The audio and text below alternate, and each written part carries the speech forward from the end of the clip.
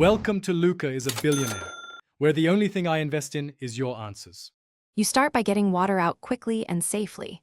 Use an electric or hand pump until about 1 inch of water remains so you can access seams. Once done, disconnect the filter system and all hoses, rinse off debris, and let parts air dry to prevent mold. Make sure to closely inspect the liner and air chambers for any punctures or weak seams, because identifying damage now saves hours later. Mark tiny holes so you can patch them during the next step. You now repair and prepare the pool material. Apply a vinyl patch and adhesive following the kit's cure time so the bond becomes waterproof. After repairs, make sure to fold the pool using the rolling method from one side to the other rather than tight accordion folds, which cause stress points. Rolling keeps the material flexible. Once rolled, wrap it in a breathable fabric cover or heavy tarp to block UV, moisture, and pests, and label the bundle so you can find it next season.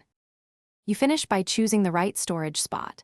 Place the rolled pool on pallets or high shelving to keep it off damp floors and away from rodents. Make sure the storage area stays climate stable. Avoid garages or attics that reach extreme heat because heat degrades vinyl. Finally, store the pump and filter in a sealed bin with the patch kit and attaching instructions. If you find mildew or a leak later, re-clean, repatch a second time, and verify folds were loose to prevent stress failures. Thanks for watching and please subscribe. It's the best investment you'll ever make.